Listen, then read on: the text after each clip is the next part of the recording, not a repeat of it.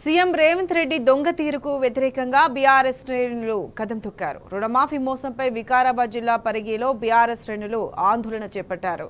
రైతులతో కలిసి మాజీ ఎమ్మెల్యే మహేశ్వర్ రెడ్డి ధర్నాలో పాల్గొన్నారు. రైతులకు చెప్పిన విధంగా ఎలాంటి నిబంధనలు లేకుండా 2 లక్షల రుణమాఫీ చేయాలని మహేశ్వర్ రెడ్డి డిమాండ్ చేశారు.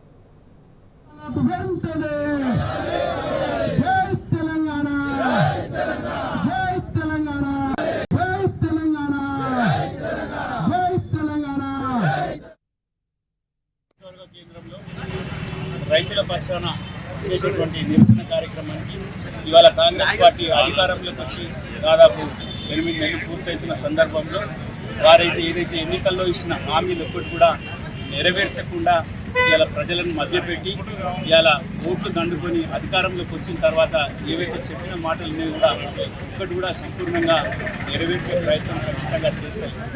మరి ఎన్నికలు అయిపోయిన తర్వాత దాన్ని డిసెంబర్లో మేము జనవరిలో చేస్తాం, మార్చిలో చేస్తాం అనుకుంటూ మళ్ళీ ఒకసారి పార్లమెంట్ ఎన్నికల సందర్భంగా ఆగస్టు 15 లోపల ఖచ్చితంగా రుణమాఫీ చేస్తామని ప్రతి సందర్భంలో ఎక్కడ పోయినా అక్కడ దేవుళ్ళ మీద ఒట్టేసుకుంటూ ఈ యొక్క ప్రక్రియను పూర్తి చేస్తామని చెప్పిన సందర్భంలో ఇలా ఏదైతే ఎన్నికల్లో చెప్పినో దాదాపు 49,000 కోట్ల రూపాయలు మొట్టమొదటిగా ఇలా రైతుల రుణమాఫీ ఉంది, అది చేస్తామని చెప్పింది.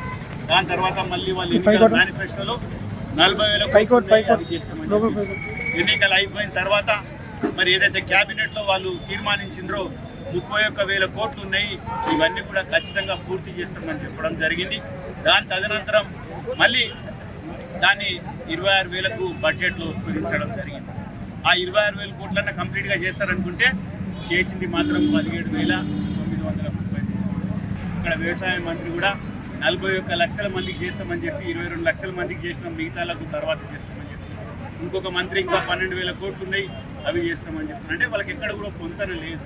ఇక రుణమాఫీనే కాదు, ఏ ఒక్క హామీ కూడా నెరవేర్చలేదు. ప్రభుత్వాన్ని మెడలు వంచి 2 లక్షల రుణమాఫీ పూర్తి అయ్యే విధంగా మనం అందరం కూడా పోరాటం చేస్తామని తెలియజేస్తున్నాం. జై తెలంగాణ.